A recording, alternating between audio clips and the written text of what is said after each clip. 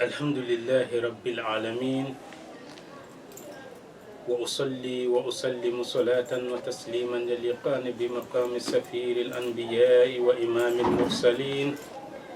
سيدنا محمد وآله وصحابته الكرام وبعد مستمعين الكرام السلام عليكم ورحمة الله وبركاته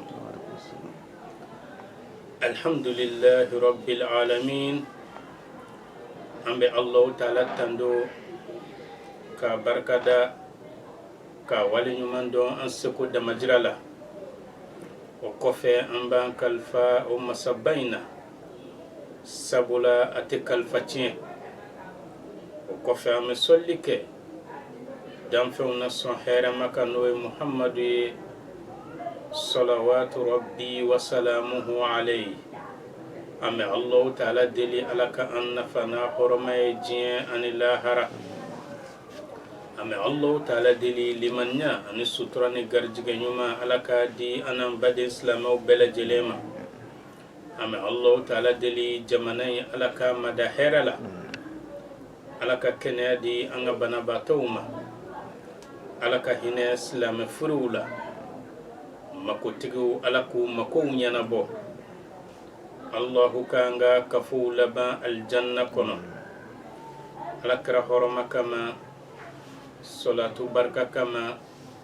salli ala Muhammad wala alhamdulillahi rabbil alamin angani sigidai ambena boli tiye foka wala ambe Allah ta'ala tando masami nale de kunandiya sirake tiɲɛ sira ye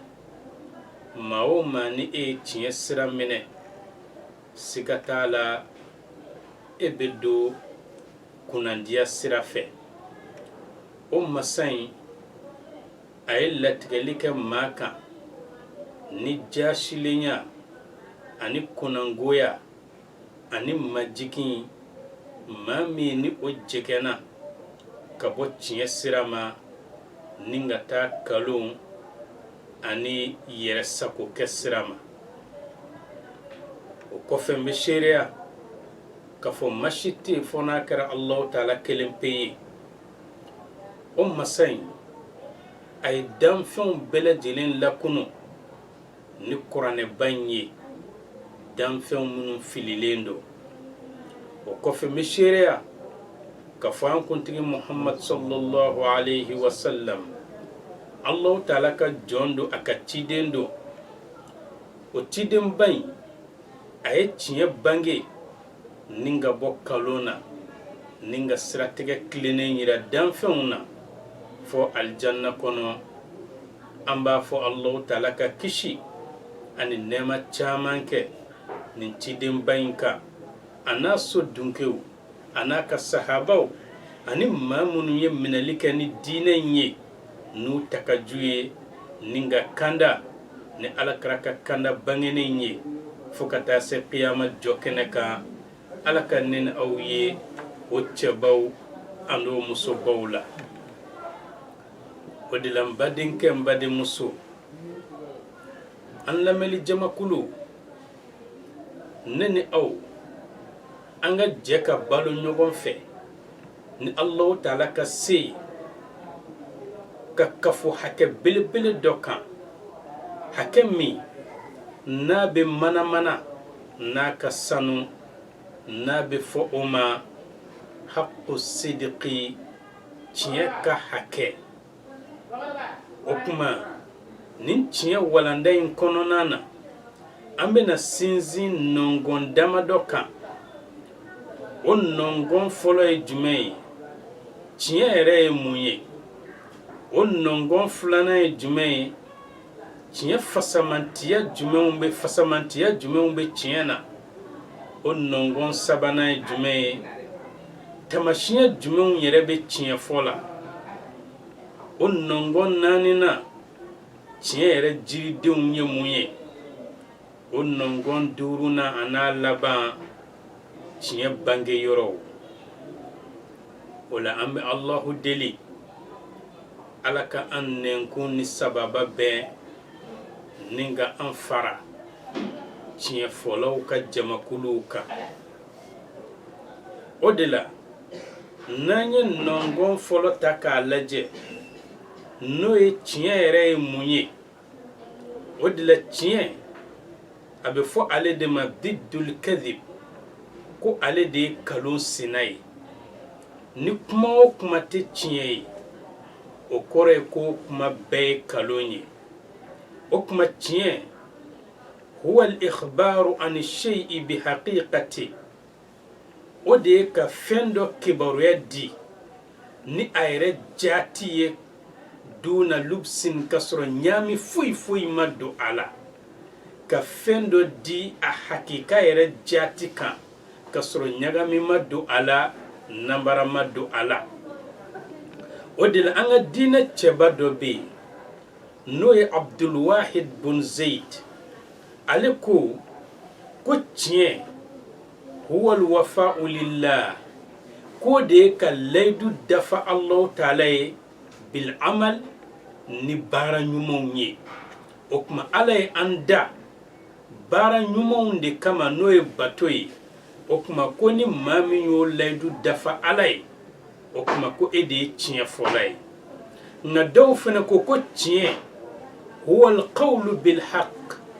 ko o de ye ka tiɲɛ kumakan fɔ fi mawatinil halka i kan ka halaki yɔrɔ min ni ye tiɲɛ fɔ yan dɔrɔn n bɛ faga walima n bɛ don kaso la walima n bɛ gosi ko ka tiɲɛ kuma fɔ ye k'o de ye tiɲɛ fɔla yɛrɛ ye dɔw fana ko tiɲɛ huwa kalimatul haqq ko o de ye ka tiɲɛ kumakan fɔ inda man takhafu i bɛ siran mɔgɔ min ɲɛ yɛrɛ yɛrɛ de n'i y'a ye fo i bɛ yɛrɛ yɛrɛ ka tiɲɛ kumakan fɔ o ye k'o de ye tiɲɛ yɛrɛ ye watarju walima i bɛ mɔgɔ min jigiya ale jɔlen don n'i ka ko bɛɛ ye ni ye tiɲɛ fɔ ni ye n'a ye nasɔngɔ tigɛ n na walima a ye musaka tigɛ n na n bɛna kɛ cogo di ka tiɲɛ fɔ o ye k'o de ye tiɲɛ fɔ ye o de la tiɲɛ n'an y'ale lajɛ ɲɛ o ɲɛ kan a bɛ fɔ ale de ma diddul kadhib ko ale de ye kalon sina ye o la nɔngɔn filanan o de ye fasamantiya jumɛn bɛ tiɲɛ la o de la n badenkɛ n badenmuso n kanuɲɔgɔn cɛmanw a n'a musomanw e min bɛ ka an lamɛn sisan an k'a dɔn ka fɔ an ye ɲɔgɔn kanu ala de kama o kuma an kan ka tiɲɛ fɔ ɲɔgɔn ɲɛna o kuma fasamantiya min bɛ tiɲɛ na an k'a dɔn ka fɔ tiɲɛ fɔ ale de ye siratigɛw la tilennen ye maa o maa ni e ma taama tiɲɛ sira kan k'i k'a dɔn e ye maa de ye maa min n'i tigɛlen bɛ ka bɔ Alahu taala ka nɛɛma la wa i k'a dɔn e farala maaw kan minnu bɛ halaki alqiyama jɔ kɛnɛ kan an bɛ ala deli ala kana nɛnɛ aw ye o jamakuluw la o de la ni tiɲɛ ye an bɛ munafakiw dɔn ka bɔ limaniya jɔn hakikaw la maa min bɛ diinɛ in na munafakiya la taɲini na baloyɔrɔ ɲini na tiɲɛ fɔ de b'a to an b'olu dɔn ka bɔ limaniya jɔn tiɲɛtigiw la ni tiɲɛ sababu ye an bɛ alijanna sigibaw dɔn ka bɔ jahanama sigibaw la sabula maa o maa ni e kɛra tiɲɛ fɔla ye e ye alijanna sigibaa de ye nga n'i ma kɛ tiɲɛ fɔla ye e ye jahanama sigibaa de ye koyi a ko o tiɲɛ in huwa sayfullahi fi ardi tiɲɛ de ye Alahu taala kan pamuru ye a ka dugumakolo kɔ kan o pamuru in a tɛ da fɛn foyi kan min ye kalon ni namara ye fo a k'o tigɛ wa tiɲɛ ko ale ma kalon baari ɲɔgɔnya a ma ɲɛsin kalon ma kuma si fo tiɲɛ ka kalon bɔ k'a bin ni ka tila ka kalon halaki o de la maa o maa n'i ka kow tugura ni tiɲɛ ye ko i k'a dɔn e ka tuguɲɔgɔnya tigɛ cogo tɛ o la ala ka ne ni aw ka kow tugu ni tiɲɛ ye maa o maa ni e kumana ni tiɲɛ kumakan ye ko e kumakan bɛ yɛlɛn i kɛlɛɲɔgɔn kumakan sanfɛ o kuma tiɲɛ ale ye baara ɲumanw ni de ye wa ale ye lahalayaw sabati fɛn de ye wa tiɲɛ ale de ye donifɛn ye min bɛ se ka jawulikow ɲɔni ka bɔ yen wa tiɲɛ anw ka diinɛ in jɔlan o sipasima de ye tiɲɛ ye wa i k'a dɔn danganiya ale soba camancɛ kolo o de ye tiɲɛ ye o de la n badenkɛ n badenmuso n lamɛnni jamakulu adamadenya ma don nin dekunba in kɔnɔ an filɛ dekun min na bi a n'an filɛ gɛlɛya min na bi a n'an filɛ ɲani ni kamanagan min na bi a n'an filɛ kunangoya min na bi adamadenya ma don nin kɔnɔ abadan fɔ kuma min an ye tiɲɛ da ni k'a kantigɛ k'a kasange k'a su don kuma min na n'o kɛra i k'a dɔn an ye ɲɛnɛmaya kɛ gɛlɛya a nɔniya kelen kelen bɛɛ la ani koro ni dekun nka mun de y'o se an ma sabula an ye tiɲɛ da k'a kantigɛ ni k'a kasange k'a su don an mako tɛ tiɲɛ la o de la silamɛkɛ silamɛmuso silamɛ ye tiɲɛtigi de ye wa silamɛ bɛ tiɲɛ fɛ wa silamɛ bɛ tiɲɛ lazamuya bange la ani gindo la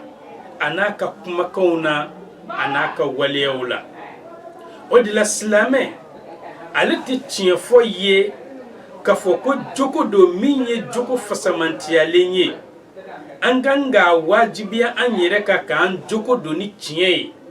dɔwɛrɛ t'o kɔfɛ ko silamɛ tɛ tiɲɛ fɔla ye nin togoya la nga silamɛ bɛ tiɲɛ ye min ka jan ka tɛmɛ nin kan silamɛ bɛ tiɲɛ ye de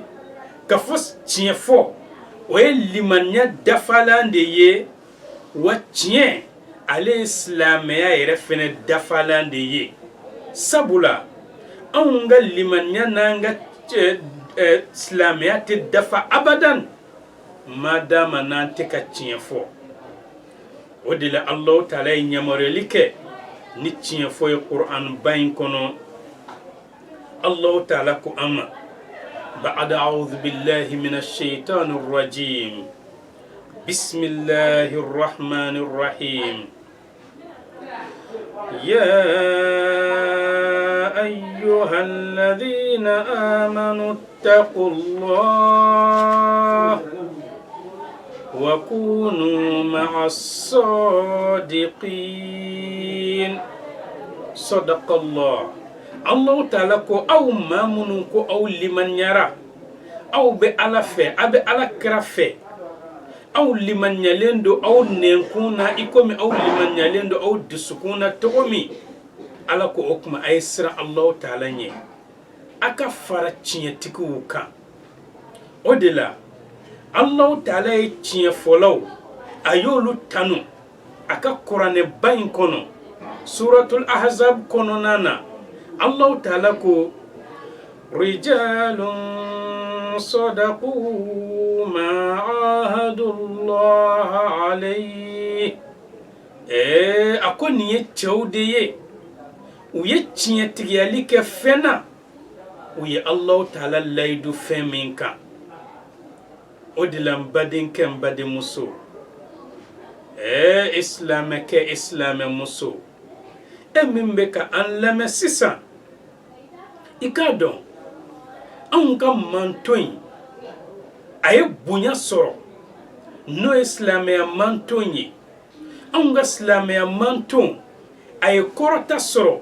an ga islame manton aye kerama soro mami silamɛya manton n'a y'a ka kumakanw a n'a ka waleyaw a n'a ka baaraw a n'a ka lahalayaw k'o bɛɛ lajɛlen ta ni k'o yɛlɛma k'a kɛ tiɲɛ sira ye o kuma an ye bonya sɔrɔ manton bɛɛ kan ni ka kɔrɔta sɔrɔ ni ka karama sɔrɔ mun kama sabula anw ka taasira de ye tiɲɛ fɔ ye mun na sabula jɔnw na sugantele n'o ye cidenw na hɛrɛma ye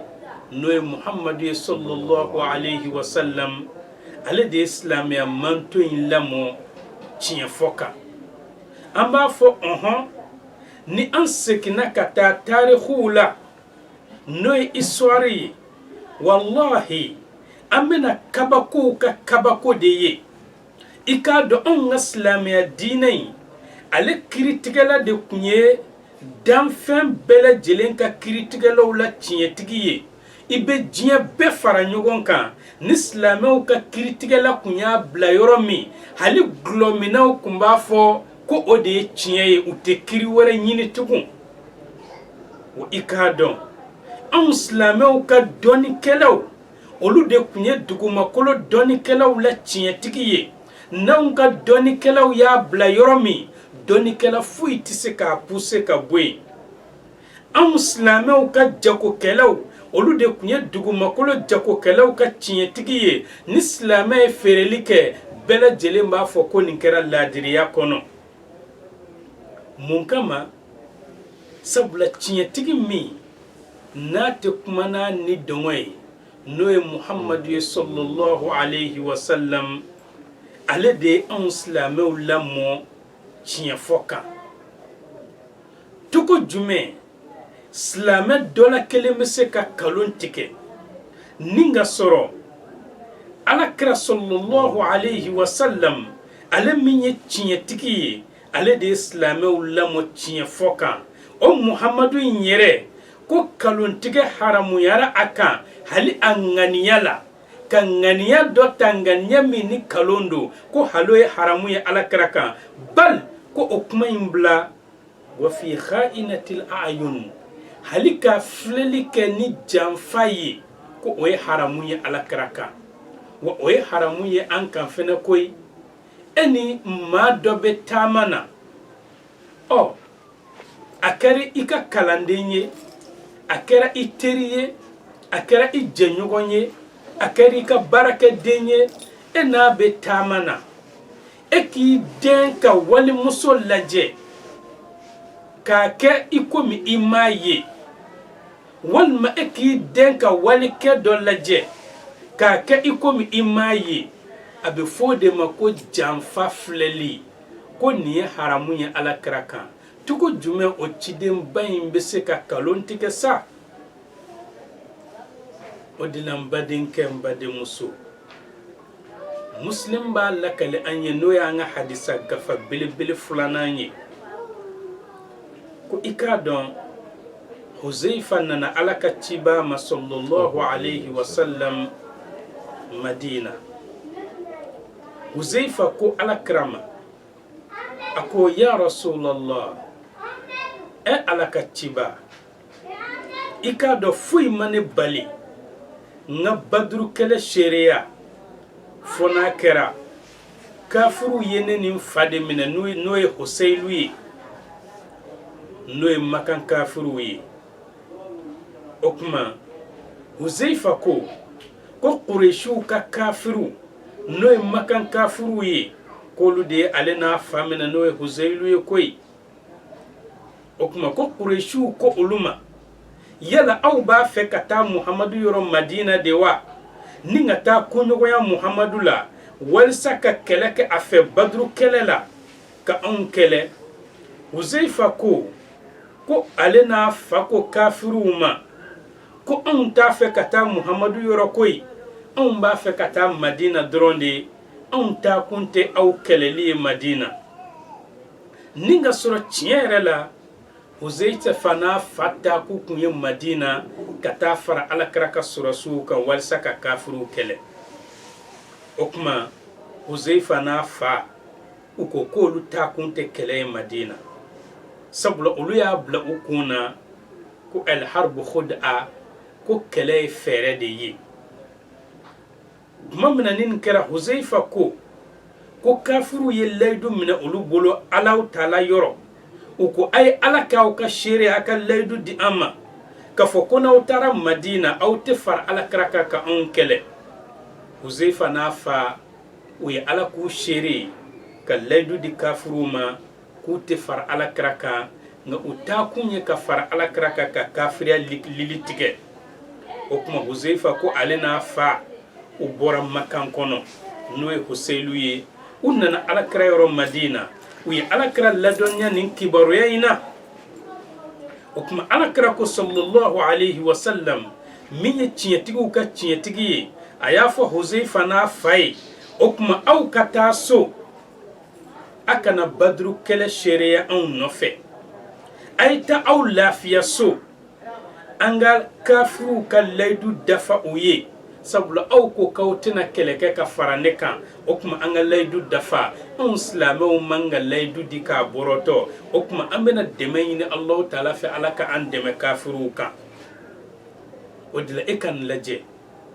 odila sa islamo ka critique la ale de tietigi ye duguma kolo critique la besanfe islamo ka donikelaw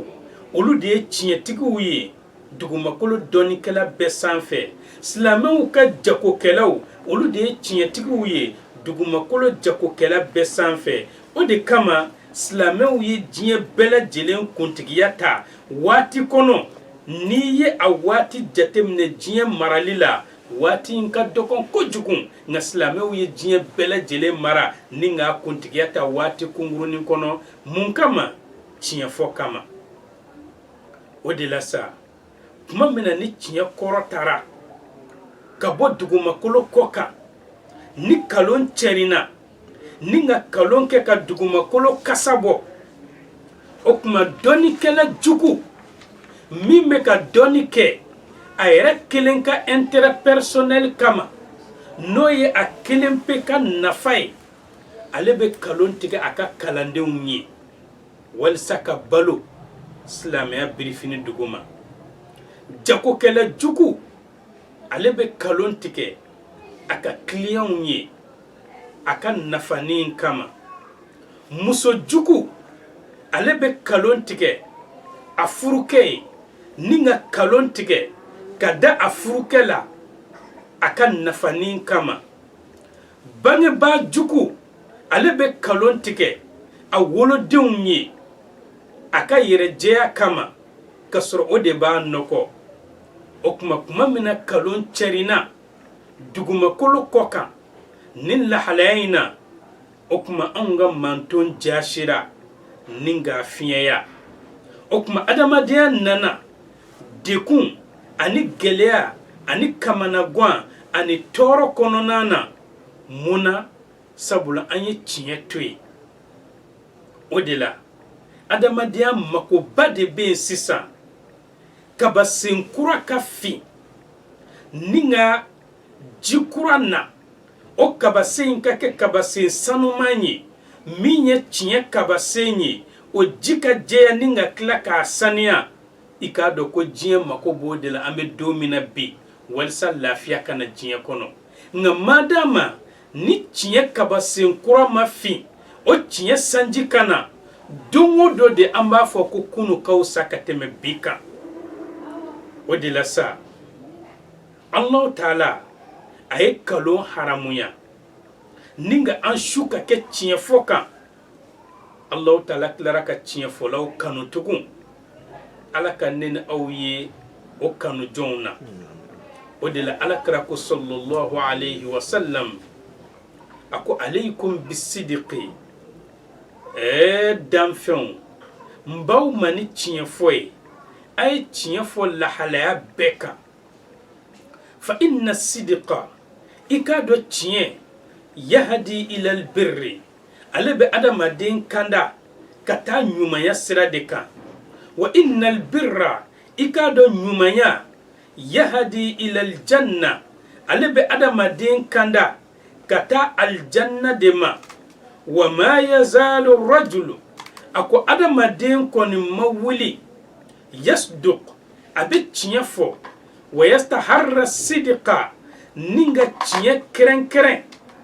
hatta yuktabu inda Allahi siddiqa fo Allah taala bena ta sebe ale Allah taala yere yoro ka fo ko karsa tiɲɛ tigi do o kuma ala kɛra an su ka kɛ tiɲɛ kan ni lahalaya in na o de la an bɛ Allah taala deli ne ni aw ala ka an kɛ tiɲɛ tigiw ye o kuma tiɲɛ nɔngɔn sabanan o de ye tamasiyɛn jumɛnw bɛ tiɲɛ la o tamasiyɛn dɔ ye jumɛn ye tuma'aninatul qalb n'i kɛra tiɲɛ fɔla ye basigi bɛna dusukun na wa thabatu n'i ye tiɲɛ fɔ i dusukun bɛ sabati o de la tiɲɛ ale bɛ dusukun basigi wa a b'i ka limaniya sabati o de la alakira ko sallallahu alayhi wa sallam da'a ma yaribuk fɛn o fɛn n'o b'i sika o to yen i kan'o kɛ ila ma la yaribuk fɛn min t'i sika dɛ o de kɛ fa inna sidqa i k'a dɔn tiɲɛ tuma'anina ale ye basigi de ye wa innal kadhiba i k'a dɔn kalon riba ale sika de ye koyi ani sira ni yiranyira o de la adamaden n'i ye baara kɛ tiɲɛ kan n'i welela e yɛrɛ bɛ kɔrɔtɔ i ka wele walisa a ka dɔn k'a fɔ karisa a ma namara kɛ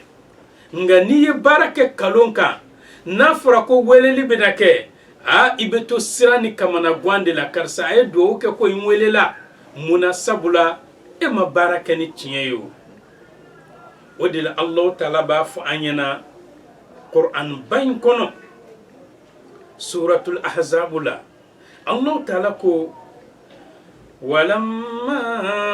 ra'a almu'minuna alahzab a ko kuma min limaniya jɔnw n'u ye kɛlɛbolow caman ye a ɲɛsinen do u ma Madina qalu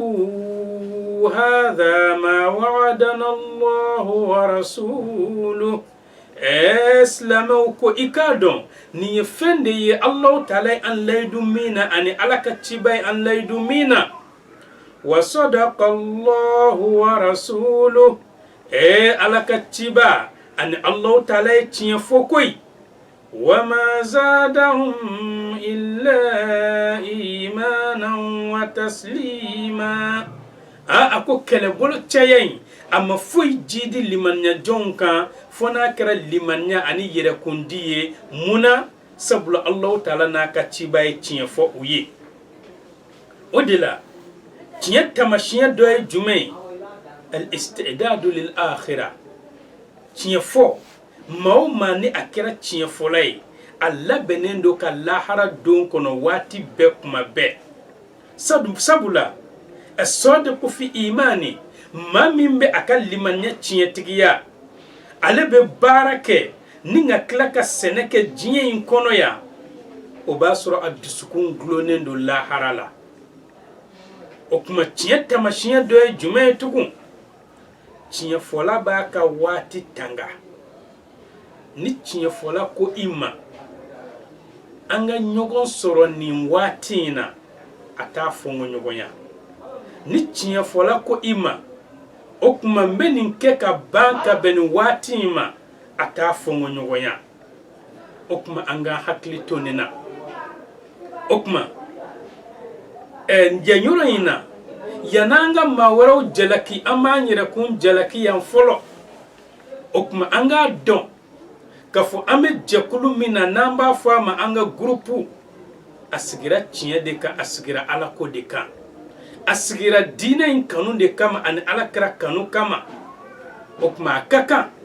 ni anw yɛrɛ ye waati min di an ka waati an k'a labato an kana kalon tigɛ maaw ye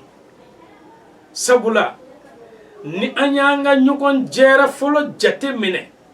n'o ye an ye mawulidu min sigi a fɔra ko tiɲɛ fɔ walaw ala nafsik hali n'a b'i yɛrɛkun kan an ye 14 heures de sɛbɛn nka tiɲɛ na an ka baara ma daminɛ 14 heures dɛ o kuma an k'a lajɛ yananga fo mawye ay tiɲɛ fɔ anw yɛrɛ de kan ka tiɲɛ fɔ fɔlɔ o kuma an ka hakili to a la an yɛrɛ bɔra nin kadiri kɔnɔ koyi nka an k'an cɛsiri nin kelen min y'an sɔrɔ a kana dafa fila tugun o kuma n'an ko maaw ka ɲɔgɔn sɔrɔ ɛri min hali n'o y'a sɔrɔ mɔgɔ kelen de bɛ yen an ka baara daminɛ hali n'o y'a sɔrɔ maa si ma na an k'a daminɛ n'a fɔra a bɛ ban waati min an k'an jija a ka ban ka bɛn o ma anw yɛrɛ ka kɛ tiɲɛ labatobaa ye an kana kumakan in fɔ ɲɔgɔnya o de la tiɲɛ taamasiyɛn dɔ ye an ka waati tanga n'i ko mɔgɔw ma na ni ɛri la i jija o ɛri in ka e yɛrɛ sɔrɔ ye n'i ko mɔgɔw ma an bɛ nin daminɛ ni ɛri la i jija a ka daminɛ ka bɛn o ma n'i ko maaw ma an ka ɲɔgɔn sɔrɔ ni ɛri la a y'aw jija a ka ɲɔgɔn sɔrɔ ka bɛn o ɛri ma sabula limaniya jɔn ale ye tiɲɛtigi de ye wa limaniya jɔn a bɛ waati fɛnɛ nafa dɔn koyi sabula alakira ko ko nɛɛma ba fila bɛ yen ko anw silamɛw pɛridilen don o la o nɛɛma fɔlɔ ye jumɛn ye asihato kɛnɛya a nɛɛma filanan ye jumɛn ye alifarago waati o tuma ni e ko maaw ma a ye na 14h e taara baara daminɛ 14h30 i ye miniti 30 de tiɲɛ u ka ɲɛnamaya la sabula u y'u ka baaraw bila ka na e ye miniti 30 de tiɲɛ u ka ɲɛnamaya la gansan o tuma lahara don a kɔlɔlɔ b'i kan dɛ o tuma an k'a lajɛ an ka nin waati ninnu an k'a tɔnɔ bɔ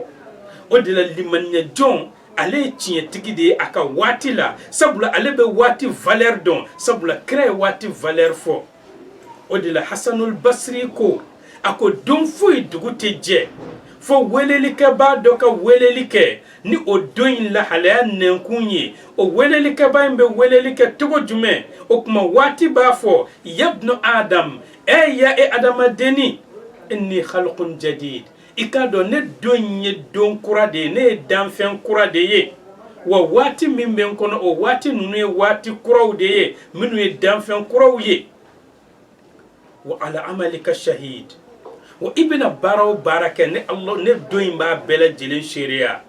faghtanimni o kuma i kana to ne don in ka tɛmɛ ten gansan a lajɛ i ka tɔnɔ dɔ bɔ n kɔnɔ dɛ sabula ni ne tɛmɛna n tɛna segin tugun fo alqiyama jɔ kɛnɛ kan o de la an ka maa ɲuman tɛmɛnenw k'a ta sahabaw la fo kana bila an ka alimamibaw la i k'a dɔn o tun bɛ waati kɔlɔsi ni ka waati tanga wa maa mana min bɛ waati kɔlɔsi k'a tanga nabiyumanw ni cidenw kɔfɛ i komi sahabaw y'a tanga cogo min ni sahabaw ko i ma na ka bɛn ni waati ma n'i mana ka bɛn o waati ma ko min kan ka daminɛ o b'a daminɛ hali ni mɔgɔ tɛ yen mun kama sabula o kana waati tiɲɛ ten gansan o kuma an k'a dɔn k'a fɔ waati fɛn valeur ma ba de don o de la tiɲɛ nɔngɔn a naaninan o de ye tiɲɛ jiridenw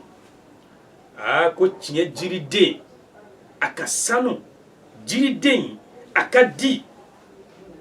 wa tiɲɛtigiw dɔrɔn de bɛ se ka jiriden in tigɛ koyi a ko nka sa tiɲɛ jiriden nɔniya damadɔ b'a la a nɔniya ka ca nka an bɛna nɔniya 4 ta tiɲɛ jiriden na ni k'o fɔ a nɔniya dɔ ye jumɛn ye rahatu dɔmir maa min n'i ye tiɲɛ jiriden tigɛ ni k'a dun e yɛrɛ bɛ lafiya i ka conscience la wa tuma'aninatu nafs i ni fɛnɛ bɛ basigi sɔrɔ ni weleli kɛra kuma o kuma e hakili sigilen bɛ taa i komi ŋɔmi yirana mɔden hakili sigilen don daraka ko la cogo min munna sabula i ye tiɲɛ fɔla ye ni alakira ka kumakan dɔ ye sallallahu alayhi wa sallam Tirmizi be min lakale alakira ko as-sidqu tuma'anina a ko tiɲɛ fɔ yɛrɛ ye basigi di hakili sigi de ye tiɲɛ jiriden dɔ ye jumɛn ye tugun n'o y'a jiriden filanan ye albarakatu fil kasb tiɲɛ bɛ barika don adamaden ka sɔrɔ la wa ziyadatul khair tiɲɛ bɛ tila ka adamaden ka hɛrɛ jiidi ni alakira ka kumakan ye sallallahu alayhi wa sallam. alakira ko albayyani bil khiyar, a ko jagokɛla ni feerekɛla k'u fila bɛ suganteli la ma lam yatafarraqa, ma dama n'u ma fara ka bɔ ɲɔgɔn na. fa in sadaqa, n'u ye tiɲɛ fɔ u ka feere ni sanni na, wa bayyana ni nga feere lebu bange, burika lahuma fi bay'ihima, Allahu ta'ala bɛ barika don u fila ka feere ni sanni la. wa in katama, nga n'u y'u dogo ɲɔgɔn na ka feere lebu dogo, wa kadhaba ni nga kalon tigɛ ɲɔgɔn ye, muhiqat barakatu bay'ihima, ko u fila ka jako ani feere ani sanni ko a barika bɛ touché ka bɔ yen. o kuma tiɲɛfɔ bɛ barika don sɔrɔ la, a bɛ hɛrɛ jiidi. o kuma tiɲɛ jiriden sabanan an bɛna min fɔ, o de ye tiɲɛfɔ a bɛ a to adamaden bɛ ɲiyɔrɔ sɔrɔ bimanzilati shuhada, shahidisuw ka ɲiyɔrɔ dɛ, ko tiɲɛfɔ b'a di mɔgɔ ma. ni alakira ka kumakan ye sallallahu alayhi wa sallam, muslim bɛ min lakale, alakira ko man sa'ala allaha shahadata bisidqin, ko ni maa min y'a ɲini ala fɛ, ala ne b'a fɛ n ka shahidisuya i komi Hamza ninnu shahidisuyara cogo min, n'i y'o ɲini ala fɛ ni tiɲɛ ye ko ala k'o nɔgɔya i ye, balagahu manazila shuhada, ko ala b'i bila shahidisuw ka jiginyɔrɔ la, wa in mata ala firashi, ko hali n'o tigilama sara a da dilan kan, ko shahidisuw bɛ wuli yɔrɔ min i bɛ wuli ye, munna sabula i ye shahidisuya ɲini ala fɛ tiɲɛ yɛrɛ la. nga min b'a ɲini da ni munafakiya la o ko tɛ dɛ, min b'a ɲini tiɲɛ la wa a bɛ k'a ɲini fɛnɛ, nga a ma se k'a sɔrɔ de k'i bɛ wuli alikiyama jɔ don shahidisuw olu wuli yɔrɔ la. o kuma tiɲɛ jiriden naaninan, o de ye tiɲɛ fɔ an-najatu min al-makruh, a bɛ adamaden kisi ka bɔ tɔɔrɔ ko ma. o de la minhajul muslim tigi b'a lakale an ye ka fɔ mɔgɔ dɔ kɛ kun bɛ a kɔ, u b'a fɛ k'a minɛ ka tɔɔrɔ se a ma, a bolila, a bolilen a taara a yɛrɛ kalifa ala ka jɔn ɲuman dɔ la. a ko jɔn ɲuman in ma, ɲama i ka n dogo koyi, kɔni tɛ u bɛ ka ɲini n'u ye n sɔrɔ u bɛna tɔɔrɔ min se ma, a bɛ se ka kɛ ni bɛ to a la dɛ, ɲama i ka n dogo. o kuma ala ka jɔn ɲuman in ko i da yan i k'i mada, ka sɔrɔ ka binsiri dɔ ta dɔrɔn k'o fili cɛ kan. tuma min na ɲinikɛbaa ninnu nana, u nana se ala jɔn ɲuman in ma, u y'a ɲininka ko anw tun bɛ ka maa dɔ gɛn, a nana nin sira fɛ, yala i m'a ye wa? ala jɔn ɲuman in a ma kalon tigɛ dɛ, a ko a bɛ ka min ɲini a bɛ binsiri in dugu ma. olu sina k'a jigiya, cɛ nin yɛrɛ tɛ fɛn kalama o, a bɛ ka para bɔ an na de, aw ma nin lahalaya ye wa? o kuma an ka tɛmɛ ka taa an ka ɲinini kɛ dɛ, u sina ka tɛmɛ ka taa ten. o kuma cɛ in kisira ni ala jɔn ɲuman ka tiɲɛ fɔ sababu ye. nga n'a tun ye kalon tigɛ a tun bɛ yɛrɛ, o kuma n'u y'a minɛ i k'a dɔn cɛ in tun bɛ ye dɛ. o de la tiɲɛ fɔ a bɛ adamaden kisi ka bɔ tɔɔrɔ ma. ala ka ne ni aw kɛ tiɲɛ fɔla ye. o de la tiɲɛ, an b'a ye k'a fɔ koɲɛ 5 bɛ tiɲɛ la. a koɲɛ fɔlɔ ye jumɛn ye? mudkhala sidiq, tiɲɛ fɔ bɛ adamaden don tiɲɛ donyɔrɔ fɛ. a filanan ye jumɛn ye? mukhraja sidiq, tiɲɛ fɔ bɛ adamaden bɔ tiɲɛ bɔyɔrɔ fɛ. o de la Allahu Ta'ala b'a fɔ Qur'an kɔnɔ, ni ka anw ladi an ka to k'o duwawu kɛ. wa qul, Allahu Ta'ala ko Muhammad a fɔ, rabbi, yani Muhammadu dabama, adkhilni mudkhala sidqin, ni bene do dawo dafe a kɛ tiɲɛ donda ye, wa akhrijni mukhraja sidqin, ni bene bɔ dawo dafe a kɛ tiɲɛ bɔda ye, waj'al li min ladunka sultanan nasira, ika fanga dine makabo Allah Ta'ala yoro fanga la min ni Allah Ta'ala yara bo fanga in demede o fanga in ka demeni tiye demeni o kuma konya sabana min be tiye na lisanu sidiq o de tiye nenkun o de la kiboro nana kabo Allah Ta'ala teri yoro no Ibrahima el Khalil ko Ibrahima ya nyini Allah Ta'ala fe ko alaka nenkun di alema nenkun munu ni o nenkun be ale Ibrahima tanu ni tiye tanu ni ikomi Allah Ta'ala ba fo suratu su'ara kono tukomi Allah Ta'ala ko waj'al li lisana sidqin Ibrahima ibeka Allah Ta'ala deli okuma ala mba nyini fe ika tiye nenkun kene Ibrahima fil akhirina labana maula bele jelen kan Ibrahima tanu o de la kabini Ibrahima tira fukata se diɲɛ labana beba tanu yahudiyaw ko Ibrahima bolu ka tasiraka nasaraw ko Ibrahima bolu ka tasiraka Allah Ta'ala ko ma kana Ibrahimu yahudiyan wala nasraniya Ibrahima te yahudiyai nasarate walakin ngasa hanifan muslima Ibrahima islamedi ajekenen do kabo dine be mafona kala dine klenenyi okmane Allah Ta'ala sona ambena andado ni fenena anga sigidan na to dowla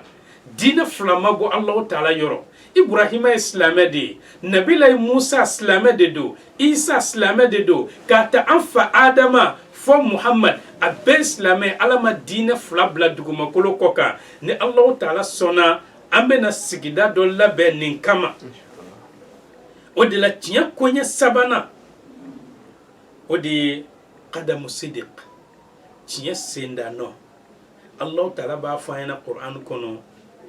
wa bashiril ladhina amanu Muhammad mauniso ja mamunu liman yara anna lahum qadama sidiq kika do tiya sendano tiya bu oluye inda rabbihim udaba mayoro tiya lahala duruna maq'ada sidiq o de tiya siki yoroy Allah Ta'ala ko Qur'an kono innal muttaqina ikado ala yasra jon fi jannatin ube aljanna de kono wa naharin an aljanna konyew fi maq'ad sidiqin tiya siki yorola inda malikin muqtadir masayoro masamini ale se masay okuma me Allah Ta'ala deli tiya sigi yoro noy aljanna ala ka no ko yanen awiye odila tiya nongon duruna ana laba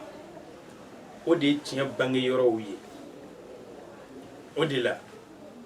angan jija anga ke tiya folay anga kuma kauna anga ke tiya folay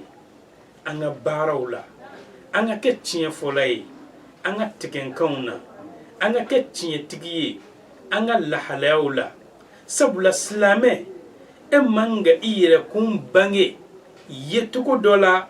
kasro iyo yetuko tanay o eka misali e karamugo fini do kasro ete karamugo e o kore kiye kalontige yetuko de la e ma ba fini do kasro ete ma bay o kora kiye kalontige iye togo de la okuma ibe la halaya mina ki ko fini de do okuma ikani yere bla la halaya la ibe la halaya min tanala wa ikana fem bange kasro o tanade dogolembe idusukuna eka yira ka fombe karsa fe kasro eta fe iye kalonde tige inganiala okuma anga tiya fo anga laydula okuma nim misaliyaw Tirmizi be Allah kali anye kabo Abdullah ibn Hamsa ayoro kafo ko Abdullah ibn Hamsa akko ko ale delaka sani fere ke alakrama yani alakraka ci ka ke ci denye kuma mina nale sani fere ke alakrama ika don ale ta todo tora ale fe ale laydu di alakrama ko mbena ika fen to dima ni yoro ina meta kana dima okuma Abdullah ibn Hamsa ako ko ale nyinana ale hakli jigina kle saba de kofe ale nana ayasro alakra be yoro ina kle saba alakra mata sabula ko mena isoroya okuma alakra te laydu tien okuma kuma mina nana kle saba kofe alakra ko ma ya fata ya efuna ngani ye gele kenkande ikado ne segana ikoyande ne be ya no biya kle saba de meki kono sabula laydu de kibeta kana sisa ne tara dronye laydu tien ne dunte laydu tien okuma ni bayira ana ka fo chidun laydu tikudo ikado ni nyugona alakra moke bafene sorokoi no Ismaila miye Ibrahima denye no Allah Ta'ala teri fo Allah Ta'ala Ismaila tanu Qur'an bayin kono suratu Maryam na Allah Ta'ala ko wadhkur fil kitabi Ismail Muhammad hakli jiginke Ismaila ka gafa kono innahu kana sadiqal wa'd ikado Ismaila kera laydu tiya baye sabula Ismaila dillaka laydu di klesaba abe laydu in kunkoroyi wa kana rasulan nabiyya wa ikado Ismaila kera tidenye wa nabiyuma yerefena do okuma ko onyogona ala kera yerefena soro sallallahu alayhi wa sallam odila Bukhari ba lakal anyi Allah Ta'ala ka hina Bukhari la kuma mina na boraka beta hadisan yini karamugo kedo fe kuma mina Bukhari nasira karamugo kayin ka dukono okuma yasro karamugo kayin ka so murutilendo so bulla karamugo kayin ikadon aka finikun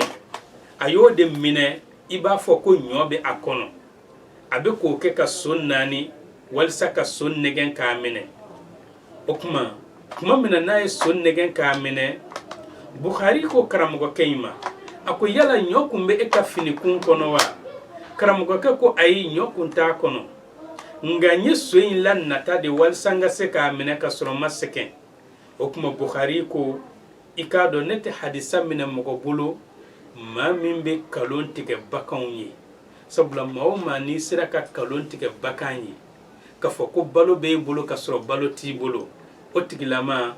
ajab se ka gela ka kalon tike adama denye dondo okuma ninkera misalia korota lenye Bukhari ka tiye tike yala anaka hadisa unyinina okuma me Allah Ta'ala deli neni au ala kanke tiye tike uye Allah Ta'ala ka anfara ala jon tiye tike ukan kiraw ye tiye tike yake togomi ala ka kele nogo ya anyi nabi yumu nya ke togomi ala ko nogo ya anyi anga almami baw ye tiye tike yake togomi ala ka nogo ya anyi okuma anyere kan jija anga ke tiye la barabaye kren ala anga grupu anga chesiri ay nyogon kanu tiye kama togomi nanyi laydu di anga na to miniti ka yele aka anga laydu labato sabula dina intiye sababu te bo mware la koy abe bo ondela o aka me ka fo anga grupu kumana nintiye foka o mauka klaka na ye ko ombe laydu fudi mugoma ame erlangolon di mauma Allah Ta'ala ko Qur'an kono lima taquluna ma la taf'alun muna aw be fen fo atise ka fen minke okuma nga haklitonna anga na fo ka fo jamana ya rendez-vous ni ya fo ko 14h mo bina 14h30 la anga na tawfe on te jamana rendez-vous ko koy on be ala kraka rendez-vous de ko okuma na rendez-vous mimbe di 14h anga doka fo self na ube seli 14h okuma yani mauka klaka sekena kan miniti mugan walma bisaba bɛ kɛ o kuma a y'a fɔ an b'a daminɛ 14h30 o kuma n'o sera hali ni mɔgɔ mana kɛnɛ kan ala ka mɛlɛkɛw bɛ yen dɛ o kuma an b'a daminɛ ni ala ka mɛlɛkɛw ye an bɛ Allahu taala deli ala k'an kɛ layidu dafabaw ye ala k'an kɛ tiɲɛtigiw ye ala k'an ka laɲiniw sabati ala ka kɔrɔta di an ma ala ka bonya di an ma ala k'o k'an ye ala kira hɔrɔma kama salatu barika kama salli ala Muhammad an b'a fɔ wassalamu alaikum wa rahmatullahi ta'ala wa barakatuh.